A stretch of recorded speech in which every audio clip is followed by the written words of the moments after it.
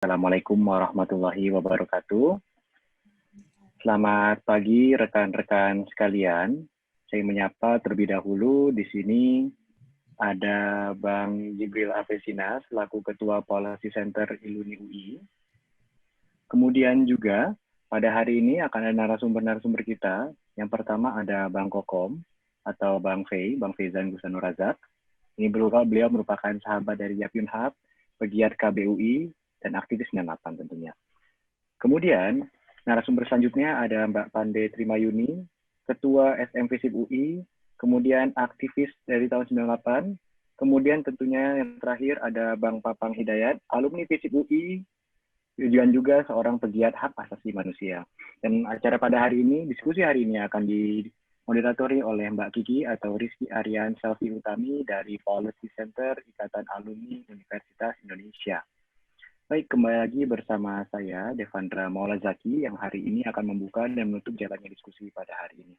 Selamat datang di forum diskusi Salemba yang ke-31. Di minggu ini, Policy Center Iluni UI akan menghadirkan sekiranya 4 diskusi hari Senin, Selasa, Rabu, dan juga ditutup pada hari Kamis mengenai Omnibus Law. Baik, mungkin pertama-tama saya coba menjelaskan peraturan yang berlaku untuk acara diskusi kita pada hari ini. Yang pertama, peserta dilarang untuk menimbulkan keributan atau kegiatan yang dapat mengganggu jalannya diskusi. Diharapkan bagi rekan-rekan sekalian untuk mengaktifkan mode mute. Dan juga bagi rekan-rekan sekalian yang ingin bertanya, nanti akan dimulai sesi pertanyaan tanya jawab pada saat presentasi masing-masing dari pembicara. Bagi peserta yang ingin bertanya dan tidak menunggu langsung selesai presentasi, bisa langsung mengajukan pertanyaan kepada moderator kita yang berada di fitur chat pada panel bawah aplikasi Zoom. Bagi rekan-rekan yang ingin bertanya, diharapkan untuk menggunakan bahasa yang baik dan sopan. Baik, mungkin akan sedikit saya ceritakan sih mengenai apa topik diskusi kita pada pagi hari ini. Topik diskusi kita pada pagi hari ini adalah mencoba kembali mengenang perjuangan dari Yapyun Hub, salah satu aktivis 98 yang gugur dalam tragedi Semanggi II. Dan dia merupakan sosok mahasiswa Fakultas Teknik UI angkatan 1996 yang dimana ia tewas tertembak di tengah perjuangan untuk penolakan Undang-Undang Penanggulangan Keadaan Bahaya. Sebenarnya pada saat itu para mahasiswa sedang beristirahat di malam hari waktu itu. Hanya saja tiba-tiba terjadi sweeping dari aparat waktu itu, dan salah satu korbannya yakni adalah Yapyun Hub. Terdapat 11 korban meninggal pada saat malam hari itu.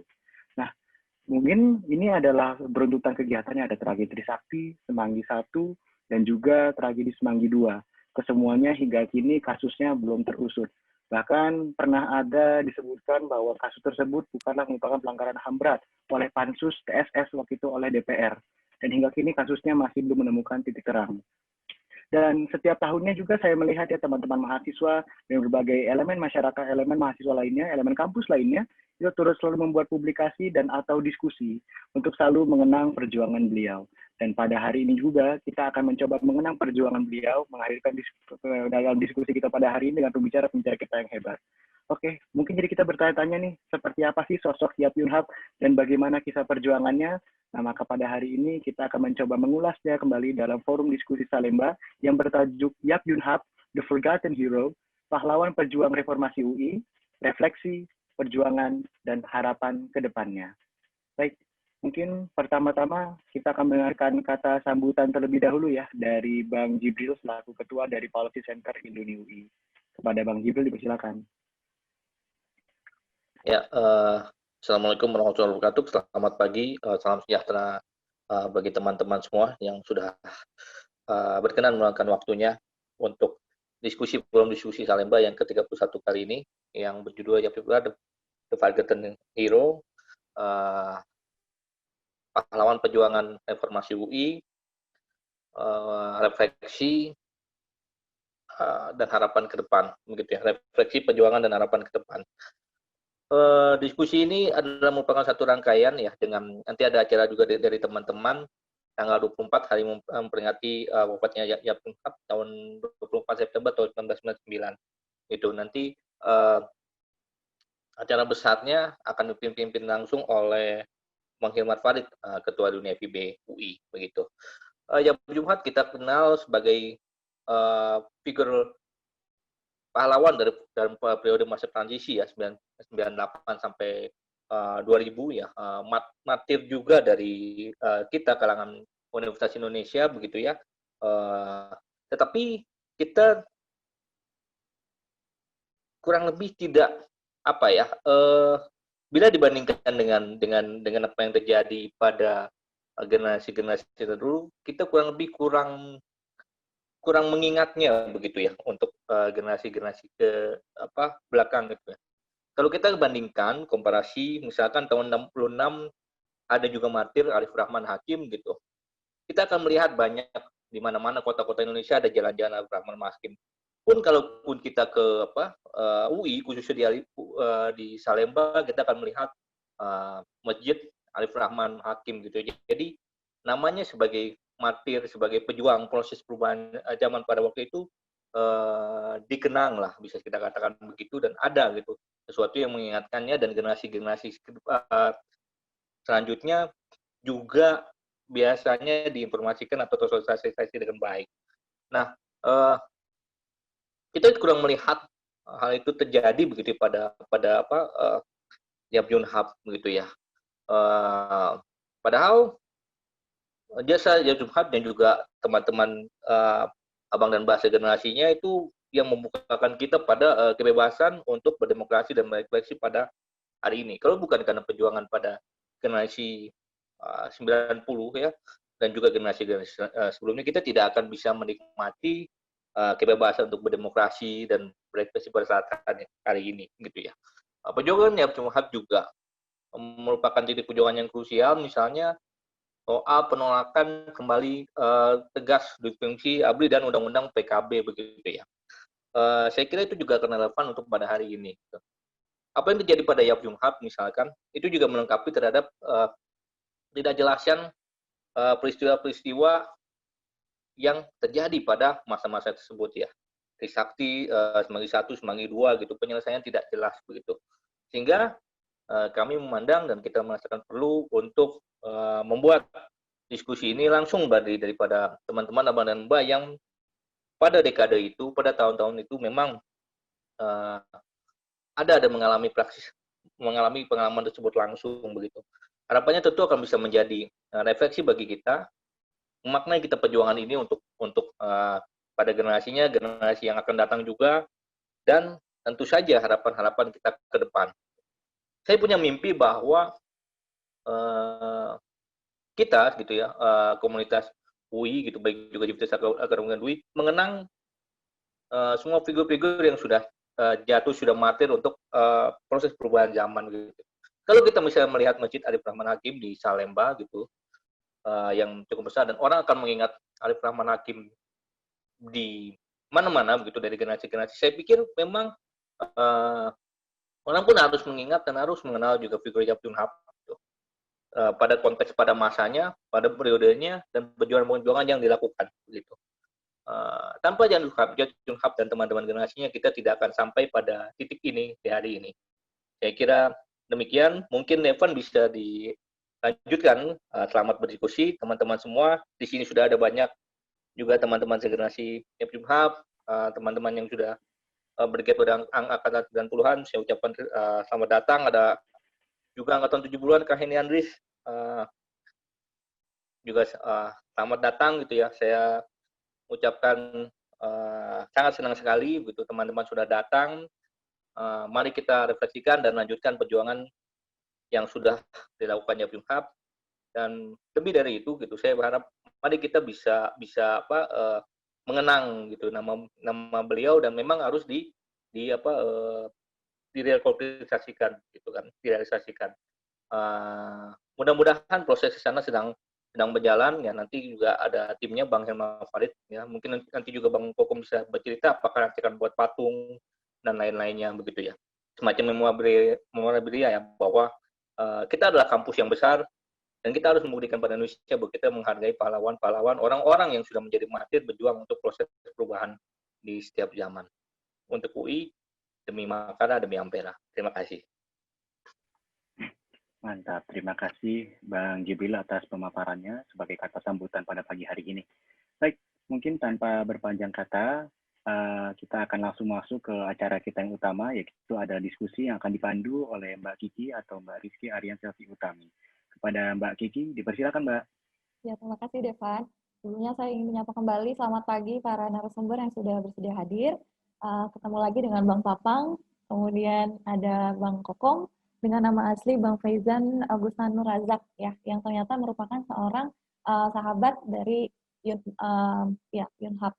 Nah, kemudian juga ada Mbak Pande yang ternyata juga pada saat itu menjadi menjadi ketua FISIP UI, benar ya Mbak ya, dan aktivis di tahun 1998. Nah, sebelum masuk ke penyampaian materi, kita mulai dari pembicara pertama, Bang Kokom. Tapi saya ingin menyampaikan bahwa sebenarnya di hari ini, tepatnya 20 tahun yang lalu, terjadi tragedi Semanggi II ya, di mana peristiwa kelam ini menghantui seluruh mahasiswa Indonesia, bahkan di era rezim Orde Baru dan bahkan pasca lengsernya Soeharto saat itu. Dan sikap kritis mahasiswa mendapatkan intimidasi para aparat dan pemerintah, mulai dari Semanggi I pada November 1998 juga sampai Semanggi II saat itu, di mana mahasiswa menjadi sasaran tindakan kekerasan barisan aparat ketika melakukan aksi demonstrasi. Dan bahkan kita tahu sama-sama pada tragedi Semanggi II ini mahasiswa Universitas Indonesia Yunhab menjadi salah satu korbannya. Akan menarik sekali karena yang saya perhatikan adalah ini menjadi titik balik negara kita gitu ya, dan selalu ada mahasiswa Universitas Indonesia disorot di sananya. Nah, apakah ini bagian dari privilege buat kita atau bagaimana? Lalu bagaimana kondisi saat itu, perasaannya, dan kenapa mahasiswa-mahasiswa lainnya ataupun para aktivis lainnya tergerak hatinya untuk bersama-sama turun ke jalan? Mungkin Bang Kokom selaku sahabat dari Yunhab bisa cerita lebih detailnya lagi. Ya, waktu dan tempat dipersilakan, Bang. Terima kasih atas kesempatannya teman-teman semua. Selamat pagi. Perkenalkan saya Kokom, temannya yang Yunhab. Jadi yang saya hormati Ibu Niwi, terima kasih sudah menyelenggarakan acara ini. Ada teman-teman saya, ada Mas Papam, ada Mbak Pande, Mas Jibril, Ketua Komisi Center, terima kasih. Jadi saya mulai dari kejadiannya aja ya, Mbak. Kalau mau salah langsung aja ya, Mbak. Nggak usah nunggu-nunggu ya. Sebenarnya mungkin banyak orang yang melihat gitu, mungkin nggak tahu gitu kalau Yunhab ini orang yang berada di waktu dan tempat yang salah. Ada beberapa persepsi perkembangan juga dia itu korban gitu, mungkin banyak orang persepsi gitu. Tapi kenyataannya sih sebenarnya enggak. Kenapa? Karena Yunhab ini bukan pertama kali dia ikut aksi-aksi seperti itu. Jauh sebelum bola reformasi digulirkan mahasiswa sejak tahun 98, dia juga sudah aktif terlibat aksi. Istilahnya kalau di tim kami itu masa solid lah, di mana ada aksi dia selalu hadir. Hampir nggak pernah absen. Nah, untuk pengalamannya waktu dia nutup gerbang Trisakti pada saat aparat nembak dari dalam kelas pelayanan kampus Trisakti, dia orang terakhir yang nutup gerbang. Dia mastiin orang-orang lain selamat, baru dia nutup gerbang. Karena dia kemudian nemuin bekas longsoran peluru, dan itu dijadiin kalung. Nah, kembali ke tanggal 24 September, kita mesti lihat di hari sebelumnya, tanggal 23 September. Pertempuran paling hebat itu di aksi gabungan mahasiswa, elemen masyarakat, dan juga ada tokoh-tokoh masyarakat yang ikutan di situ ya. Itu adalah di tanggal 23 September. 23 September itu sampai malam itu kita terkunci di Atmajaya. Di dalam kampus Atmajaya ada yang isi botol, melempar molotov keluar, sementara yang di luar pagarnya itu melempar gas air mata ke kampus gitu. Sama sekali nggak bisa bergerak. Itu tanggal 23 September. Itu yang sebenarnya puncak aksi penolakan masyarakat terhadap undang-undang PKB. Karena mau nggak mau pada konteks saat itu kita melihat ini simbolisasi kembalinya militerisme di Indonesia. Jadi prediksinya nggak akan ada kebebasan berpendapat, organisasi dilarang, gitu, apa-apa ditangkap, dikenai pasal subversi dan lain-lain lah. Ya kan zaman Orde Baru ya. Itu di tanggal 23. 23 kita semua yang ikut situ nginep di Atmajaya. Baru bisa keluar kampus itu pagi, termasuk Yunhab. Junaid pagi itu pulang ke rumah. Ke rumah nggak ada orang. Sebelum dia mau berangkat lagi ikut aksi, ibunya datang. Jadi dimasukin sarapan. Dan itu kali terakhir dia ketemu sama ibunya tanggal 24 pagi. Dia balik lagi ke kampus. Tapi dari kampus dia balik lagi ikut aksi lagi karena belum selesai tuntutan kita di tanggal 24 September. Nah, di 24 September peristiwa ini terjadi. Akhirnya rejimnya mengalah, entah dia membatalkan atau menunda undang-undang PKB pada sore hari. Aksinya sudah relatif cair dan kita jalan di trotoar Sudirman dan dari arah Bundaran HI itu ada truk aparat datang melepaskan tembakan, semua asal di situ termasuk saya dan lari, cuma bedanya seperti biasa jiwa solidaritas dia sangat tinggi, dia lari yang belakangan dan akhirnya kena peluru, 2 peluru. Setelah diteliti di balistik, di otopsi ternyata pelurunya bukan peluru wajar, itu peluru sniper, kalibernya 55,2 mili, itu peluru sniper. Rombongan aparat datang di atas truk. Nah, kita baru tahunya setelah dapat info dari warga bahwa ada teman yang rambutnya gondrong, agak berwarna gitu, kena tembak. Waktu itu kita cek di rumah sakit Jakarta, sudah nggak ada, ternyata jenazahnya sudah dibawa ke RSCM. Jadi kita ke RSCM mungkin jam 10 malam lah sampai di sana. Dan benar jenazah Yunhab ada di sana terbaring. Di situ belum selesai pertempurannya, karena di hari itu juga pihak aparat entah militer atau polisi gabungan itu menyerbu Kapolres Lembang. Beberapa teman yang ada di kampus itu, yang masih ada di kampus itu untuk standby juga ada yang terlibat baku hantam, ada yang mungkin tertangkap gitu, sampai aparat itu masuk ke dalam gitu. Dan jelas posisi kami saat itu ada di ruang jenazah RSCM, saya tugas peluru itu. Nah, inilah sampai hari ini ya, saya terima kasih lagi sebelumnya gitu ya. Itu udah berjuang kemana-mana gitu. Berjuang ke pusat pemerintah, ke tokoh masyarakat, gitu. Bahkan mungkin udah ke sounding ke luar negeri, cuma di rumah kita sendiri aja di UI lah istilahnya gitu ya, masih jadi polemik ini layak atau enggak diperingati atau enggak.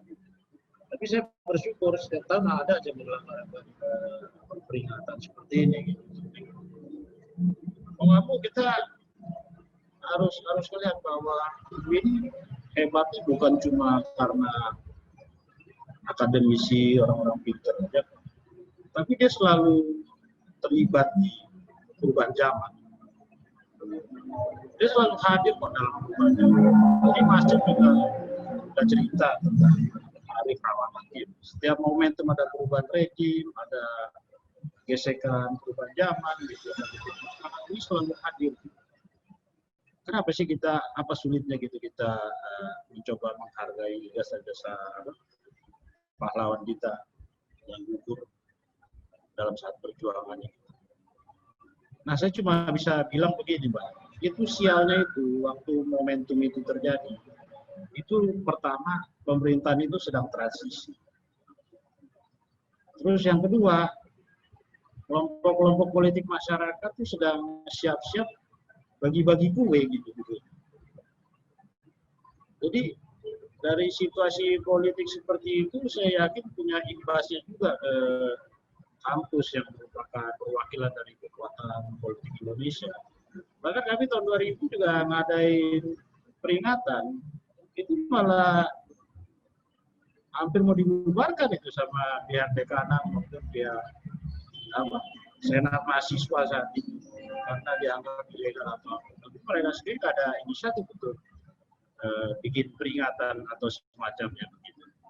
Nah, sudah sampai serendah itulah mungkin ya harapan kami gitu kalau kita bandingin kampus Trisakti, kampus Atmajaya gitu. Mereka respect kok sama hero-nya. Jadi judulnya ini udah tepat sekali gitu, ini Forgotten Hero ini udah sangat pas sekali gitu. Dan berangkat dari diskusi ini kita bisa lebih menghargai keberadaan diri kita lah. Karena kita juga masih butuh bantuan banyak dari teman-teman alumni, iluni. Mungkin kita butuh bantuan dana buat bikin monumen atau memorabilia untuk mengingat gitu. Kita perlu bantuan advokasi untuk keluarga Yunhap yang ditinggalkan, barangkali begitu kan. Kita juga butuh peringatan yang dilakukan secara rutin supaya kita nggak lupa. Tujuannya sekarang tinggal itu aja, melawan lupa. Kalau ditanya yang nembak siapa, yang harus tanggung jawab siapa, ya itu ada porsinya lah. Cuma di lingkungan kampusnya sendiri, bagaimana sih apresiasinya? Itu masih misterius, tanda-tanya besar. Kira-kira gitu dulu dari saya, Pak.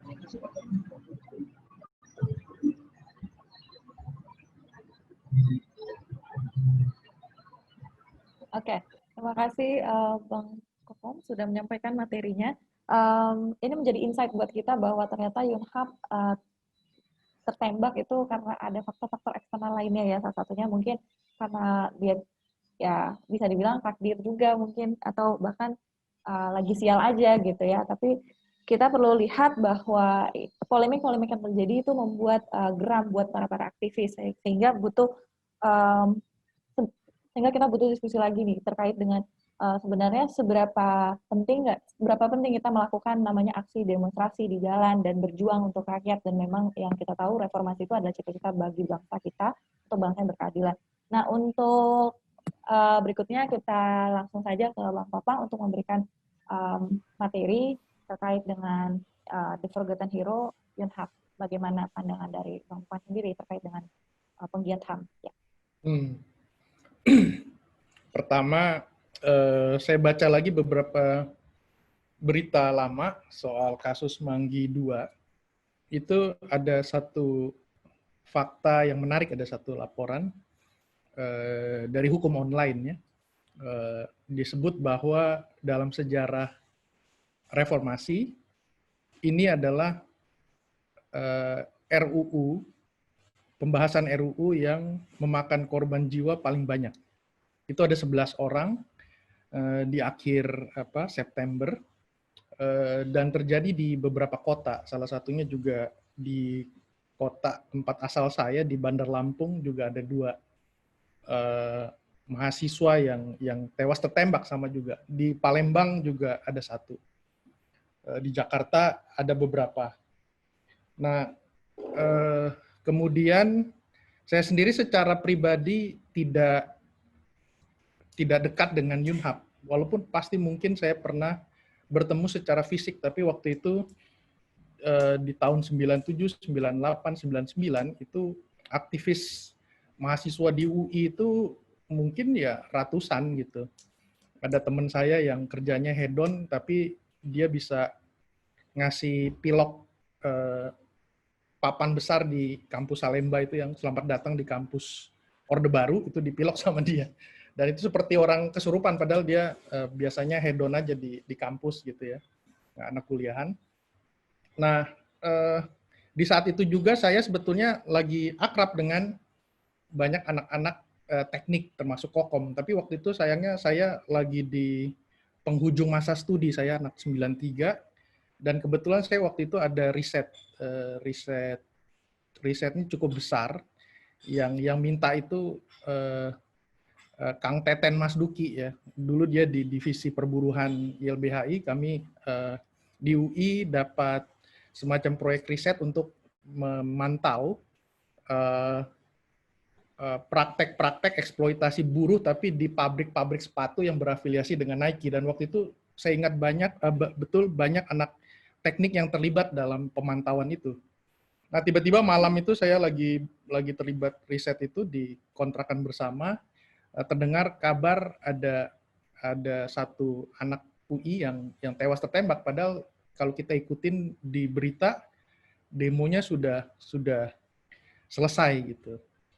Nah, kemudian kami beberapa dari Depok ke Salemba, dan seperti yang Kokom cerita, waktu itu saya bertemu dengan banyak mahasiswa yang marah di depan kampus Salemba yang kemudian bergabung dengan komunitas urban di Salemba itu, Paseban, Dan dari mereka beberapa ada yang melempar batu tuh kalau ada polisi plat mobil plat polisi atau plat militer, sehingga kemudian Brimob masuk gitu, dan apesnya saya nggak bisa lari, jadi kena ikut pukul-pukul juga gitu. Akhirnya saya di BAP di Komnas HAM. Untungnya saya nggak dibawa ke Polda ya waktu itu. Tapi dari refleksi kasus Yunhap, ketika dia jadi korban, kemudian nggak berapa lama saya kerja di satu NGO HAM namanya Kontras.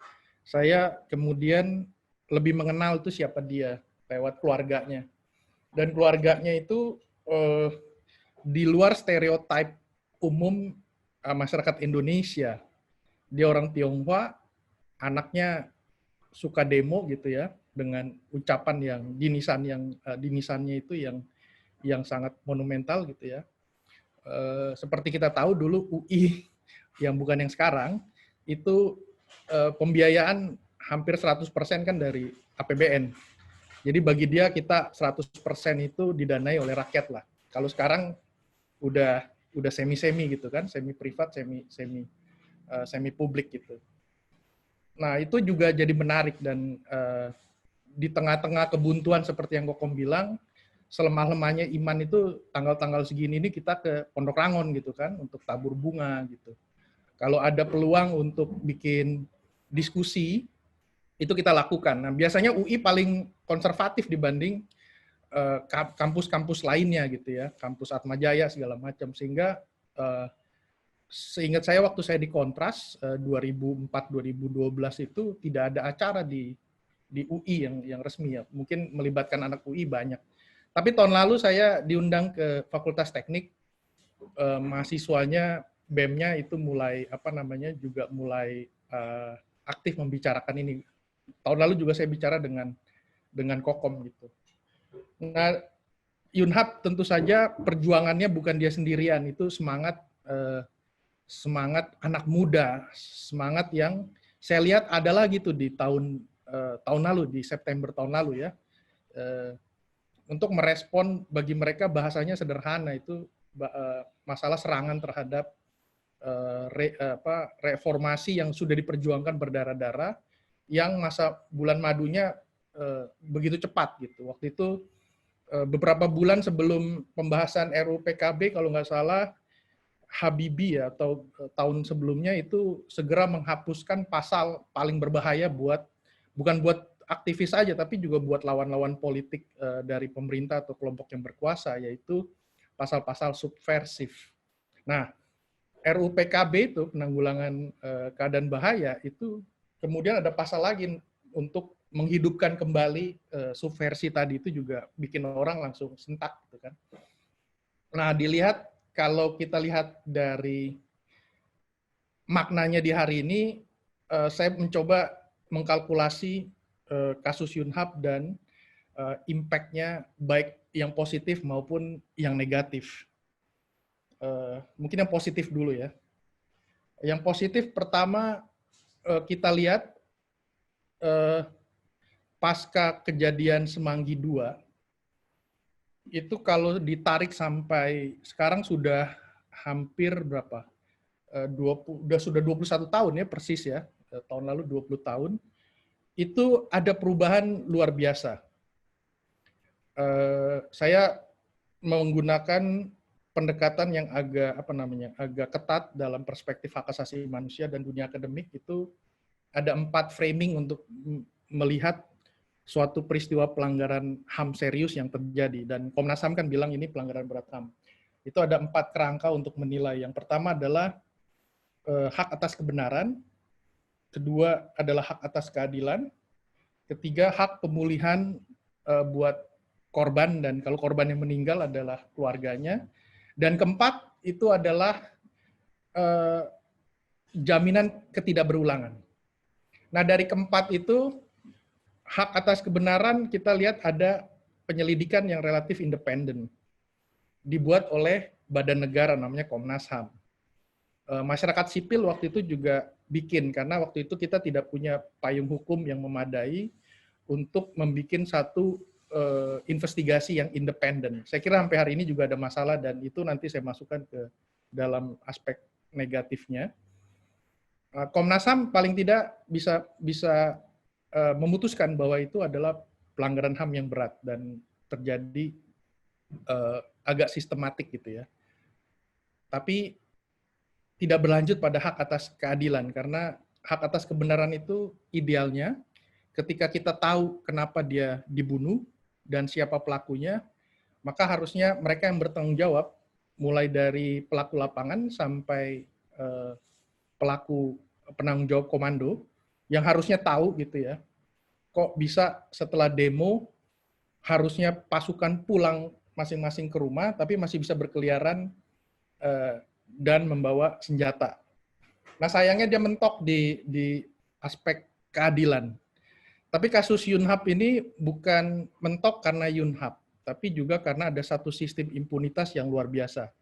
Komnas HAM punya data sekarang kalau nggak salah ada 11 atau 12 kasus pelanggaran HAM berat yang mereka dengan undang-undang yang tersedia mereka melakukan investigasi. Sudah selesai investigasinya tapi tidak dilanjutkan ke proses pengadilan. Salah satunya untuk kasus Trisakti itu karena Trisakti Semanggi 1, Semanggi 2 karena ada putusan politik dari DPR. Padahal aneh kan, DPR bukan institusi penegak hukum. Tapi juga tidak aneh karena beberapa tahun, 10 tahun kemudian sebetulnya ada pansus DPR soal kasus penghilangan aktivis 9798 yang meminta agar dibentuk suatu pengadilan HAM. Tapi juga sampai hari ini nggak jalan. Jadi putusan rekomendasi DPR ada yang ada, tapi ada yang tidak ada. Tapi dua-duanya nggak jalan. Ada kasus-kasus dari Papua yang oleh dua menteri, Menteri Hukum dan HAM dan Menteri Luar Negeri, itu dijamin di muka di muka komunitas internasional di sidang Dewan HAM Indonesia, itu berjanji akan melakukan penuntutan, tapi sampai hari ini juga nggak jalan gitu. Jadi ini bukan cuma Yunhap, tapi semua kasus. Nah yang ketiga, pemulihan buat keluarga korban. Nah ini juga tidak ada karena tidak ada putusan pengadilan, tidak keluarga korban yang pasti menderita karena kematian Yunhap. Yunhap anak tertua dan bapaknya itu kan pekerja toko ya, pelayan toko sebetulnya, bukan punya toko gitu, yang pendapatannya juga tidak besar. Rumahnya juga masuk di dalam gang. Dia sangat berharap Yunhap bisa menjadi orang lulusan UI, apalagi teknik elektro gitu, pasti menjanjikan secara ekonomi, tapi juga tidak ada gitu. Pemulihan didapat justru dari pihak swasta, dari alumni, ada sumbangan, kemudian ada inisiatif lain lah. Inisiatif salah satunya yang menarik adalah waktu saya pergi ke Lampung sekitar tahun 2000 kayaknya 2000-an, itu ada komunitas petani yang melakukan reclaiming tanah karena reformasi membawa angin segar. Dan mereka mereclaiming puluhan hektar. Dan mereka bangun masjid, bangun rumah, dan tentu saja jalan. Nah di situ mereka ingin memberikan nama jalan. Dan salah satu permintaan dia adalah tolong kasih nama mahasiswa. Nah kebetulan waktu itu nama jalan yang besar itu ada 3. Nah mereka bilang kenapa mahasiswa, kita tanya kenapa mahasiswa, mereka bilang kami para petani ini berani mereclaiming tanah milik kami ini dari perusahaan, dari sebagian ada perusahaan negara gitu ya. Itu karena ada reformasi. Karena aparat keamanan, polisi dan militer itu takut dengan mahasiswa. Kita bangga-bangga dikit gitu ya, walaupun kita tahu aktivis 98 ya nggak boleh bangga-bangga amat karena yang menjatuhkan pemerintahan Soeharto adalah kegagalan dia merespon krisis ekonomi sebetulnya. Tapi juga mahasiswa pasti punya kontribusi. Nah di situ kebetulan korban Semanggi 2 yang tewas ditembak dan semua diduga dilakukan oleh aparat militer, 2 orang dari Lampung. Nah 1 orang lagi saya bilang udah pasti namanya Yunhap gitu, walaupun ada yang dari Palembang gitu, tapi karena saya kenal baik nama Yunhap, jadi nama jalan di situ. Jadi ini pertama kali ada upaya pemulihan hak, karena dengan memberikan nama jalan itu artinya kita menyatakan bahwa Yunhap ini pahlawan seperti diskusi kita gitu. Nah kita berharap inisiatif untuk memberikan pemulihan hak ini kepada Yunhap dan keluarganya dan kepada teman-temannya yang dimaksud dengan komunitas Yunhap termasuk juga Kokom. Itu adalah penghargaan buat Yunhap bahwa dia berjasa buat negara ini. Nah, ini yang lanjut ke framing keempat, yaitu prinsip jaminan ketidakberulangan. Nah, menariknya adalah saya banyak melakukan riset karena saya bekerja di dunia hak asasi manusia soal satu kategori hak asasi, hak atas hidup yang paling banyak jadi indikator pelanggaran HAM. Itu adalah jumlah orang yang tewas karena pembunuhan di luar hukum. Pembunuhan di luar hukum itu ya model seperti Yunhap gitu ya.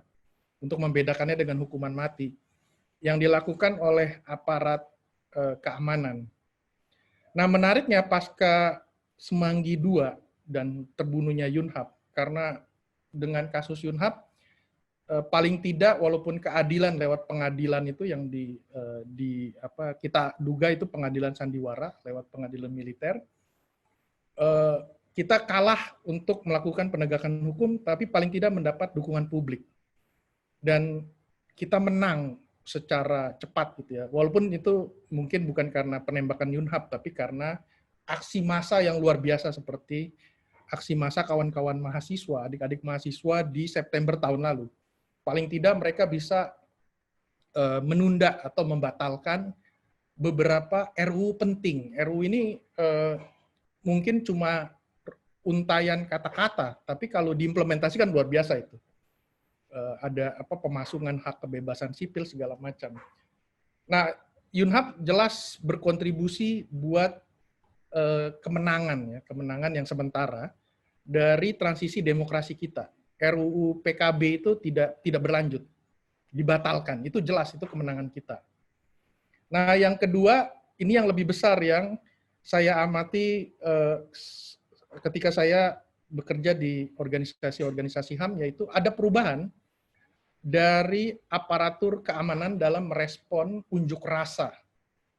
Karena Indonesia salah satu produk reformasi adalah ruang kebebasan sipil yang makin besar, dan kita kelasnya sudah kelas dunia gitu ya, nggak seperti Malaysia, nggak seperti Thailand lagi. Memang kuat kebebasan media dan juga kebebasan berkumpul dan menyampaikan pendapat.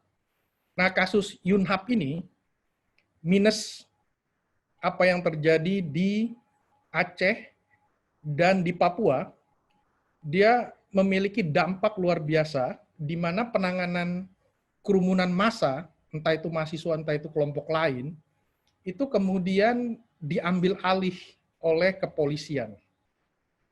Memang institusi tradisional untuk menghadapi kalau demo yang damai yang berubah jadi kekerasan, menghadapi potensi gangguan ketertiban umum ketimbang militer.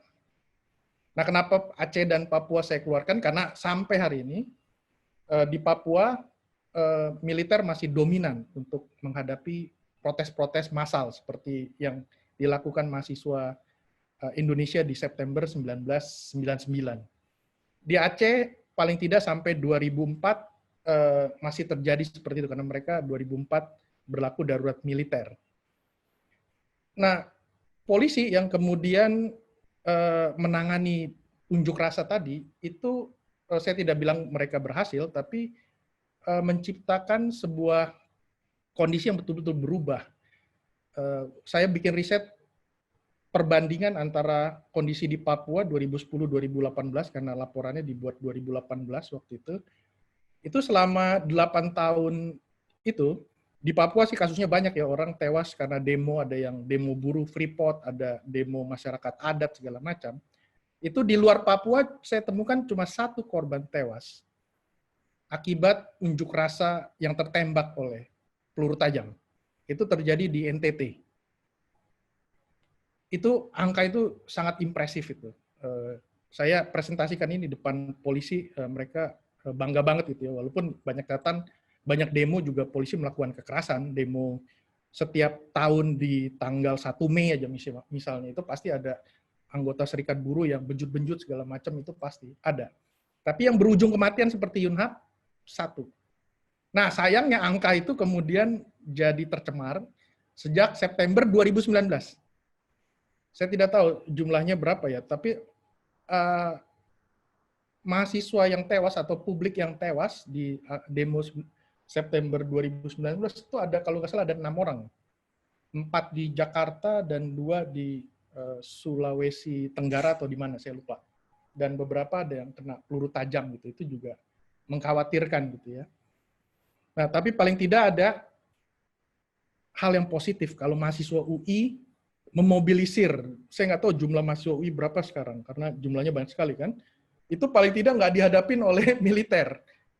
Coba tanya Kokom, itu yang dihadapin anggota militer yang kita duga itu baru pulang, baru dirotasi dari Aceh. Kita sebut sebagai PPRM, pasukan pengendali rusuh massa atau apa gitu.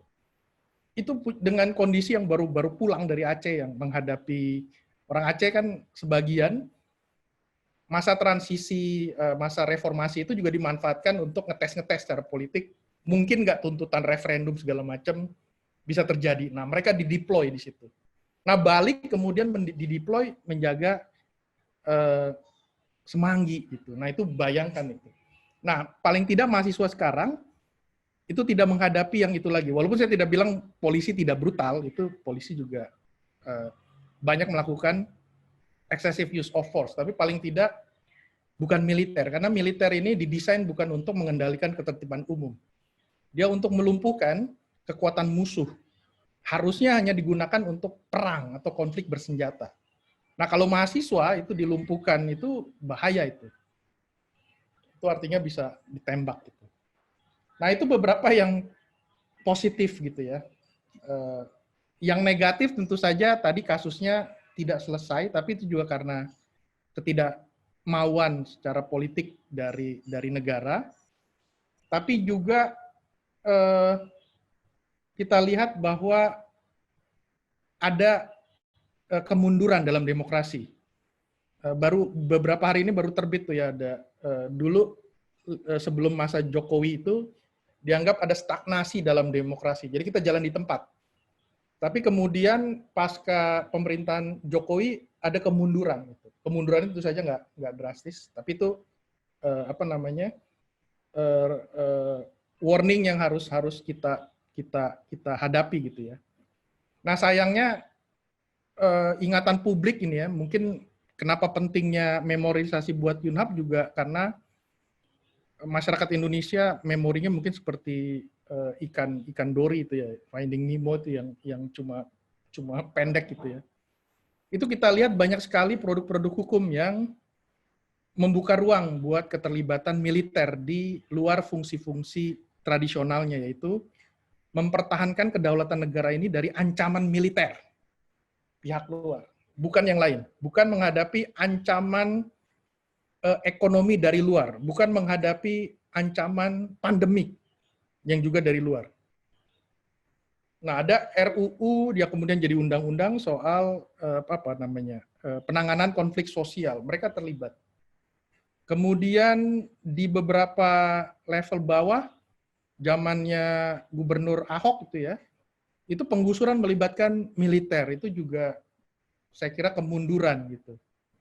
Jadi pentingnya kenapa kita membuat memorialisasi ini supaya kita tahu esensi dari perjuangan Yunhap dan anak-anak di zamannya.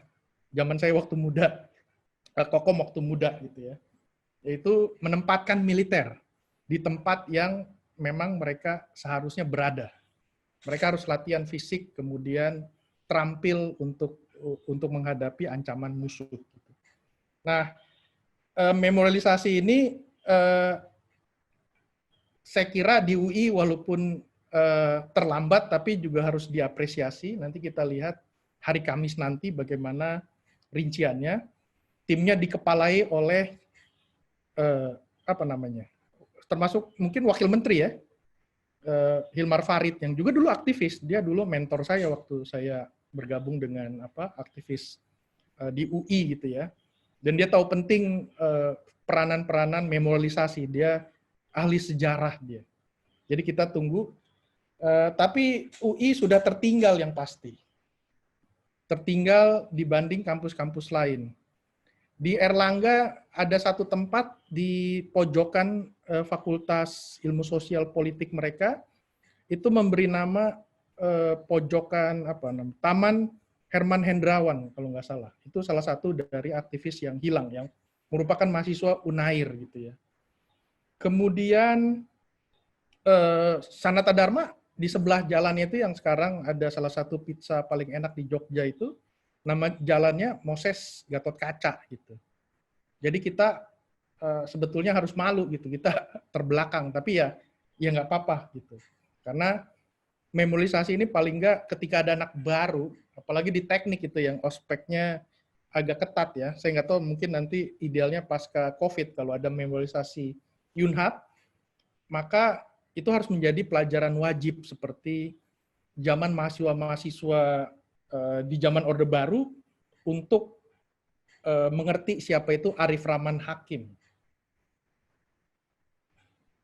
Kemudian kalau saya di FISIP, kalau komunitas aktivis harus membaca 2 buku minimal, yaitu buku memoirnya, bukan memoir, diary-nya si Suhokgi, diari seorang demonstran. Kemudian membaca bukunya si Ahmad Wahid, aktivis Muslim yang progresif gitu ya.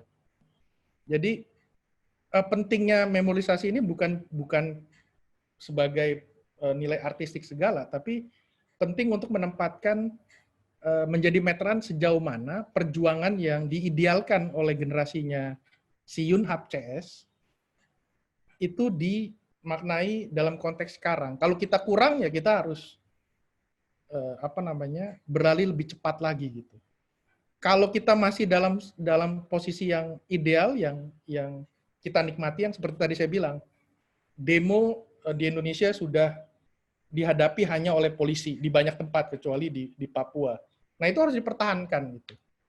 Polisi juga nggak mau sebetulnya mereka menjaga orang-orang demo ada militer, karena nggak mungkin militer itu mau ada di bawah komando polisi gitu. Itu nggak ada sejarahnya itu. Mereka buat latihan bersama aja, frekuensi radionya selalu berbeda gitu. Jadi ini yang penting dari menempatkan Yunhap sebagai sebuah pahlawan lewat memorialisasi yang konkret. Tentu saja itu tidak cukup bikin sekedar patung, plakat gitu ya. Tapi juga mungkin ada inisiatif dan saya lihat beberapa kawan-kawan komunitasnya Yunhap Kokom mungkin akan coba lebih jauh untuk bikin tulisan untuk memaknai aura dari perjuangannya si Yunhap itu. Gitu. Saya kira itu, maaf kalau saya terlalu panjang ya. Nanti kita lanjutkan dengan diskusi. Terima kasih. Ya, terima kasih Bang Papang, sangat luas dan detail sekali penjelasannya. Saya bisa simpulkan sedikit bahwa sebenarnya memaknai perjuangan Yunhap ini bagian dari representasi semangat anak muda tentunya ini pesan sponsor, pesan dari orang yang juga tewas dibunuh yang dekat dengan saya. Memorialisasi ini ada satu model yang cukup sukses, tentu saja memerlukan kreativitas dari komunitas Yunhap ini ya. Itu di tahun depan, saya informasikan di sini, akan diresmikan Museum Hak Asasi Manusia pertama yang dibangun oleh pemerintah. Dalam hal ini pemerintah daerah di Jawa Timur, yaitu Museum Hak Asasi Manusia Munir. Nah ini juga bisa jadi model kita berimajinasi bagaimana kita memperjuangkan Yunhap gitu. Betul kata Kokom, kayaknya sulit untuk mengidentifikasi lagi siapa yang nembak si Yunhap. Karena kalau kita mau mengadili pelakunya kan harus pelaku yang betul-betul terlibat kan, nggak bisa asal random. Yang kita duga tidak terjadi dalam pengadilan militer yang digelar waktu itu untuk merespon desakan publik gitu ya. Nah, kita bisa berinisiatif untuk seperti itu, walaupun mungkin Museum Munir mungkin terlalu jauh karena mungkin juga tidak bisa membandingkan figur Yunhap dan Munir begitu aja gitu. Tapi paling tidak komunitas UI apalagi sekarang komunitas digital, saya belajar beberapa pengalaman di mana negara-negara yang penguasanya itu relatif masih keberatan dengan versi sejarah yang sebenarnya, itu mereka membangun museum virtual. Karena sekarang dunia virtual juga. Jadi itu bisa dibungkus dengan cara yang menarik gitu. Bisa kita kita buat sayembara seperti Museum Munir itu, bangunannya itu disayembarakan, dibikin kompetisi. Jadi ada arsitek mana segala macam yang mendaftar. Konsepnya seperti apa, itu bisa. Nah ini kan bisa kita mulai dari, katakanlah komunitas teknik untuk kalau kita mau bikin museum virtual soal Yunhap berikut perjuangannya, situasinya saat itu gitu. Itu luar biasa. Apalagi saya kira anak-anak mahasiswa sekarang ini juga lagi berkonsolidasi kan, karena menghadapi berbagai macam gejala kemunduran demokrasi lewat pembahasan undang-undang yang tidak pro rakyat gitu ya. Ini pelajaran menarik nih. Jadi kita mendiskusikan Yunhap dalam momentum yang paling tepat sekarang. Karena ada gejala kemunduran demokrasi tadi gitu. Sorry ya, ada yang ketinggalan. Iya, baik, terima kasih Bang Bapang. Menarik sekali. Jadi kasus ini memang kita bilang masih blur gitu ya, belum tahu titik terangnya di mana. Karena memang ya ada polemik di dalamnya dan juga ada kemunduran dalam demokrasi. Kalau saya melihat juga ini menjadi sebuah tanda yang mempertontonkan adanya arogansi penguasa yang menekan bahkan pimpinan universitas untuk melarang mahasiswanya untuk melakukan protes bagi pemerintah. Nah, saya langsung ke pembicara terakhir, Mbak Pande, silakan memberikan komentarnya terkait dengan refleksi Yunhap selaku aktivis di tahun 1998. Ya, silakan. Terima kasih Mbak Kiki. Selamat pagi teman-teman semua. Terima kasih. Assalamualaikum warahmatullahi wabarakatuh. Salam sejahtera, Om Swastiastu, Namo Buddhaya. Saya menyimak tadi sudah secara gamblang jelas apa disampaikan oleh Kokom dan juga Papang ya tentang apa yang terjadi pada saat itu dan refleksi dari masing-masing. Dan satu hal yang ingin saya garis bawahi di sini bahwa kalau kita belajar dari dari sejarah ya, sejarah perubahan menuju sesuatu yang lebih demokratis ya, itu di negara manapun gitu. Ada pepatah yang bilang bahwa perubahan atau revolusi seringkali harus memakan korban anak kandungnya sendiri gitu. Mungkin ini ungkapan yang pas untuk Yunhap, di mana Yunhap merupakan salah satu korban dari perjuangan demokrasi ya, demokrasi di negara kita Indonesia ini gitu. Dan sejarah itu mahal gitu. Sejarah itu mahal, itu adalah masalah perjalanan waktu ya. Sesuatu yang tidak bisa diulang, tidak bisa dibeli, dan bisa menjadi suatu pembelajaran untuk generasi-generasi yang akan datang gitu ya. Bahwa apa yang kita sudah capai ya, kalau dianggap itu sebagai sebuah pencapaian pada saat ini, itu sudah memakan biaya yang sangat besar ya, biaya sosial, biaya politik ya, biaya ekonomi tentu saja gitu ya, dan juga nyawa dari anak-anak bangsa sendiri gitu. Jadi inisiatif dari teman-teman ya, yang saya rasa juga bukan dimulai pada tahun ini, tapi juga sejak awal memang ingin bahwa kita ada suatu ada suatu proses gitu untuk melakukan pencatatan terhadap apa yang sudah terjadi. Dan karena kami di sini terlibat dalam apa yang disebut sebagai gerakan reformasi 98 gitu.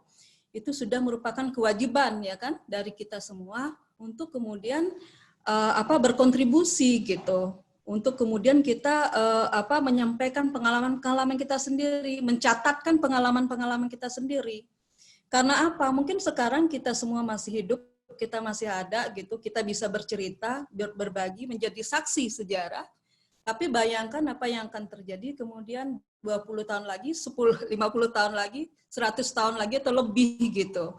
Kalau tidak ada suatu pencatatan yang baik, tidak ada suatu proses gitu, untuk bagaimana mengintegrasikan gitu pengalaman-pengalaman sejarah perjuangan demokrasi gitu di negara kita ini menjadi sesuatu yang memang terinstitusionalisasi ya, itu kemudian bisa jadi sejarah yang terlupa. Karena apa? Karena penguasa itu punya kecenderungan untuk memilih gitu ya, memilih referensi-referensi yang sesuai dengan kepentingannya seperti itu kan. Bersyukur sekarang kita cukup hidup di negara yang yang kondisi demokrasinya sudah jauh lebih bagus daripada pada masa Orde Baru dulu. Sekarang banyak sekali kemajuan-kemajuan ya, kebebasan berpendapat segala macam. Tapi kita tidak pernah tahu apa yang terjadi akan di masa depan gitu ya. Sehingga kemudian bisa jadi suatu referensi sejarah seperti yang dialami oleh Yunhap ini bisa jadi terlupa atau dihilangkan gitu kan dengan berbagai macam cara. Itu kita pelajari dari sejarah sendiri gitu, bagaimana penghilangan kejadian-kejadian di masa lalu karena dirasa tidak menguntungkan penguasa, ya kan. Nah, itu yang saya rasa bagaimana saya pikir pentingnya kita sekarang ini yang memang kita menjadi pelaku-pelaku masih ada gitu, kita berusaha semaksimal mungkin, sekuat mungkin untuk mengumpulkan semua, mengkonsolidasikan semua ingatan-ingatan kita, pengalaman-pengalaman kita, bukti-bukti sejarah yang kita miliki gitu, untuk kemudian itu didokumentasikan, diinstitusionalisasikan secara secara serius gitu ya. Nah, dalam hal ini tidak hanya saya rasa ya, dalam hal ini tidak hanya menjadi tanggung jawabnya UI gitu, di mana Yunhap berasal gitu, tapi ini juga tanggung jawab bangsa Indonesia gitu. Karena perjuangan Yunhap pada saat itu kan bukan hanya atas nama UI, tapi adalah atas nama anak bangsa gitu ya. Jadi saya rasa juga Yunhap, terus kemudian ini kan satu rangkaian ya, satu rangkaian sejarah kalau kita lihat 98, itu dimulai dari upaya-upaya penurunan Soeharto pada waktu itu ya kan, terus kemudian berlanjut ini satu rentetan gitu ya, Semanggi 1, Semanggi 2 dan seterusnya. Itu kan satu rangkaian sejarah yang seharusnya memang saya pikir tanggung jawab dari tidak hanya kita aktivis dan juga UI, tapi juga pemerintah gitu, untuk mendokumentasikan sejarah bangsanya yang sangat mahal ini, yang sudah begitu mengorbankan banyak sekali biaya ya, nyawa dan biaya gitu. Dan dan kita di UI apa yang kita sudah lakukan misalnya pada saat 20 tahun reformasi yang lalu pada tahun 2018 kita aktivis 98 itu sudah berupaya ya di tengah kesibukan berbagai macam dan segala macam kerumitan hidup ya dari para aktivisnya gitu, berusaha juga kita bikin sesuatu. Jadi 2018 kita bikin perayaan 20 tahun reformasi, kita mengadakan acara seminar, kita mengadakan acara membuat buku, kita pemutaran film dan segala macam, banyak sekali. Dan mungkin buku adalah salah satu ya upaya kita pada saat itu untuk kita yang betulan saya juga editornya bersama Hendrik Bulutobi itu untuk mengumpulkan ingatan kita gitu. Dan untuk secara khusus untuk Yunhap, waktu itu juga kita tentu saja karena ini satu rangkaian, kita juga bagaimana kita berupaya juga advokasi terhadap Yunhap ya, kasus Yunhap. Dan secara khusus saya rasa memang perlu advokasi khusus ya untuk bagaimana kita bisa memperjuangkan teman kita Yunhap ini gitu. Dan satu lagi tadi yang juga penting ya, saya juga mungkin komentari gitu. Tadi dibilang kan Yunhap hanya sial saja atau berada di waktu yang tepat. Saya pikir tidak begitu juga gitu. Karena Yunhap datang ke situ kan by intention ya kan. Dia bukan lagi main-main, dia bukan lagi yang mau main layangan terus ketembak kayak gitu, atau dia lagi mau ke pasar gitu kan. Tapi dia ke sana memang mau melakukan demonstrasi gitu. Memang sedang dia dalam waktu-waktu sebelumnya juga dia sedang ikut berjuang gitu ya kan, seperti kita semua gitu. Dia meninggalkan bangku kuliah, dia ikut rapat-rapat dengan teman-teman gitu, dia merencanakan bagaimana dia bisa ikut demo kapan di mana gitu kan, dia mematuhi aturan-aturan dari apa yang sudah dibuat. Jadi itu saya kira kurang tepat juga kalau kita bilang bahwa Yunhab berada sedang sial atau di tempat yang salah gitu ya. Karena Yunhab di sana memang sedang ini, tetapi memang situasinya saya rasa memang ketika itu kan sudah selesai ya, kalau kita pelajari secara khusus gitu ya.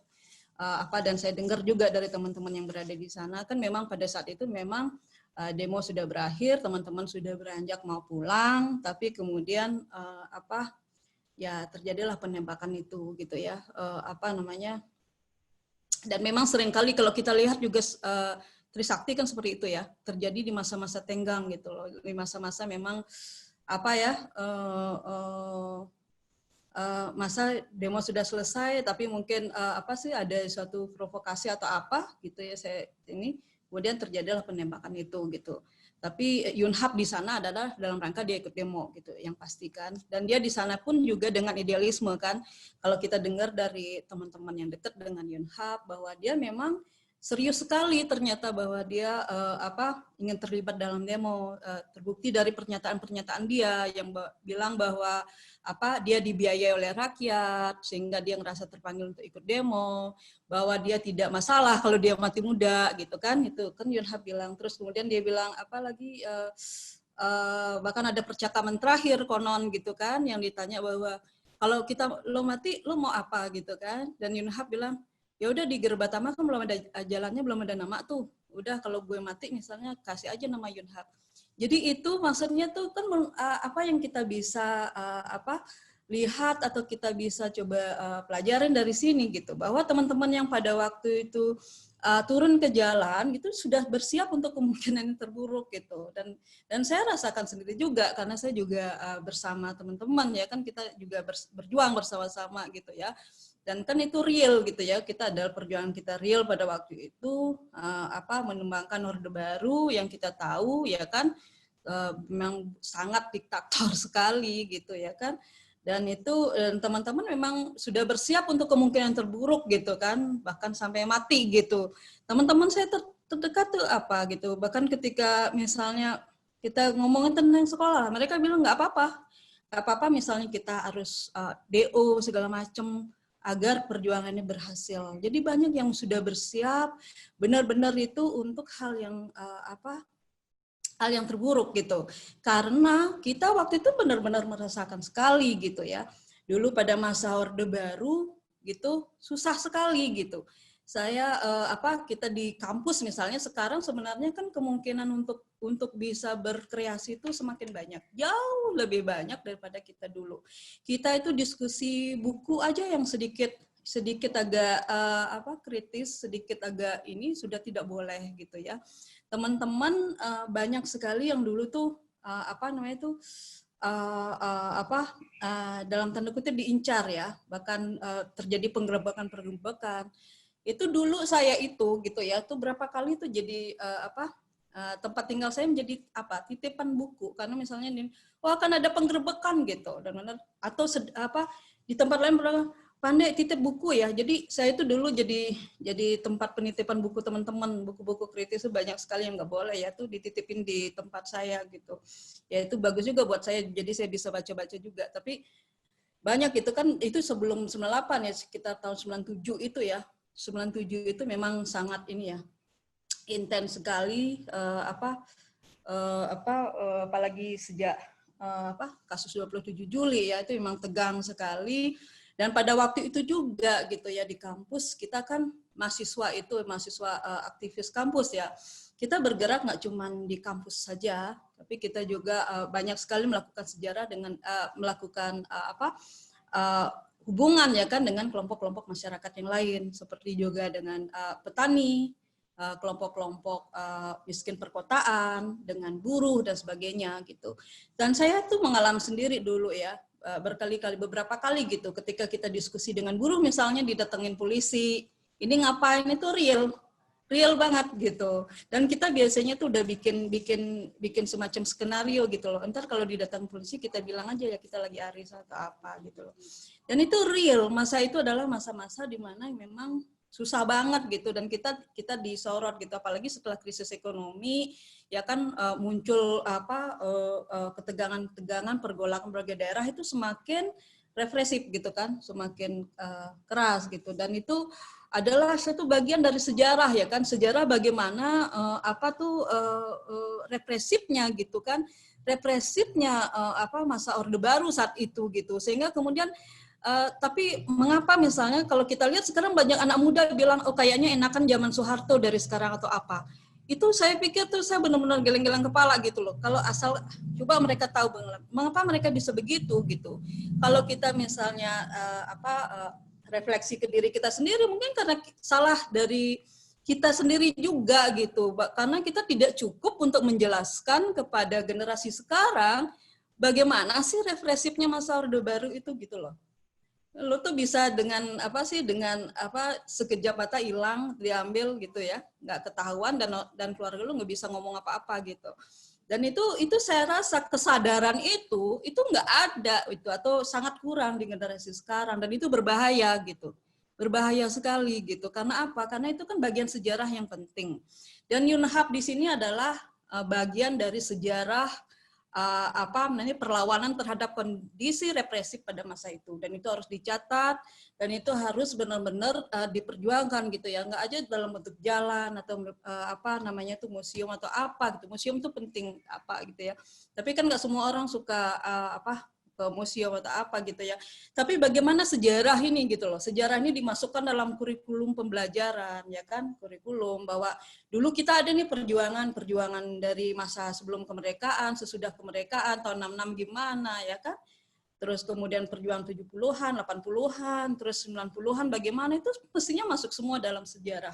Jadi pembelajaran, jadi suatu buku yang terbuka untuk dipelajari, yang terbuka untuk interpretasi semua orang, sehingga kemudian jadi pembelajaran untuk semua anak bangsa gitu. Jadi saya pikir ini penting sekali dan perlu didukung tidak hanya oleh aktivis 98, tidak hanya oleh UI, tapi oleh seluruh bangsa Indonesia, untuk bagaimana kita menghargai dari teman-teman kita, pendahulu-pendahulu kita yang sudah berkontribusi untuk tegaknya, untuk majunya demokrasi di Indonesia ini. Mungkin demikian pendahuluan dari saya, Mbak Kiki. Terima kasih. Ya, terima kasih Mbak Pande, sangat luas juga memberikan pemaparannya. Nah, kedatangan Bang Andre. Halo Bang Andre. Iya, oke. Pembicara sudah selesai menyampaikan materi. Bagi para peserta yang ingin memberikan pertanyaan, silahkan ketik saja pertanyaannya di kolom chat, nanti saya akan bantu bacakan. Sambil menunggu pertanyaan yang muncul, saya sendiri ingin bertanya ke Mbak Pande terkait dengan para aktivis yang terjun ke lapangan dan ikut menyuarakan aspirasi rakyatnya. Bagaimana perasaan saat itu melakukan aksi demonstrasi itu? Lalu dengan adanya kejadian ini, apakah sebenarnya secara personal mengubah individu Mbak sendiri dalam melihat problem yang ada gitu? How did those change para aktivis gitu? Ya, bagaimana perasaannya ya? Itu kan satu proses ini ya. Maksudnya itu kan satu perjalanan ya, satu sekian waktu ya. Jadi perasaannya kadang kita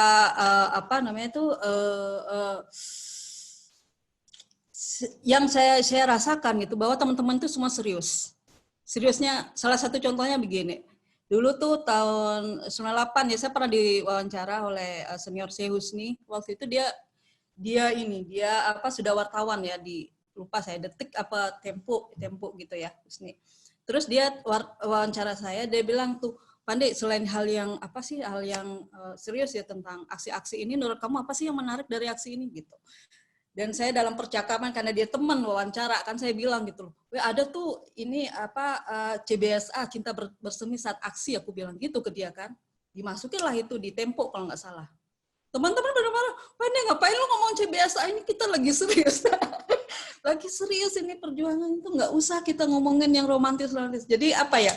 Jadi saya rasa sih memang teman-teman pada waktu itu memang saya sangat menghargai bahwa mereka tuh benar-benar all out gitu ya, benar-benar benar-benar mengorbankan, seperti misalnya saya sendiri gitu ya. saya juga punya kos gitu ya, tapi saya sebagian besar waktu saya pada saat itu adalah tidur di ruang senat.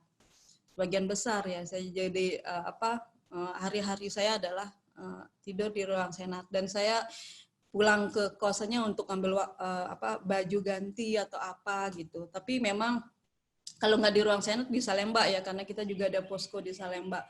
Jadi itulah pada saat itu, dan itu real, dan itu kita karena apa gitu? Karena kita ngerasa memang pada waktu itu memang ancamannya juga real ya, bahwa kita ada melawan suatu suatu kediktatoran yang memang kita sendiri tidak tahu pada waktu itu apakah perjuangannya akan berhasil atau tidak gitu. Tapi kita kan melihat momentum ya kan, momentum krisis moneter segala macam yang kita pikir bahwa ini bisa untuk kita semakin untuk memperjuangkan apa yang sebenarnya sebelum ada momentum krisis moneter ini juga kita dan teman-teman yang lain dan kelompok masyarakat lain sudah berusaha untuk dorong, yaitu bahwa ini rezim ini segera bisa berganti gitu kan, dan ada momentum yang baik. Inilah kesempatan untuk kita lebih berjuang lebih keras lagi supaya kemudian bisa gitu memperjuangkan apa yang diinginkan oleh rakyat selama ini. Seperti itu mungkin. Ya, oke. Terima kasih Mbak Pande atas responnya. Nah, menarik juga kalau kita relate dengan sejarah di masa lalu ya, bahwa Yunhap ini menjadikan sejarah bahwa anak muda harusnya lebih semangat dan menghargai perjuangan apa yang sudah dilakukan di masa lalu.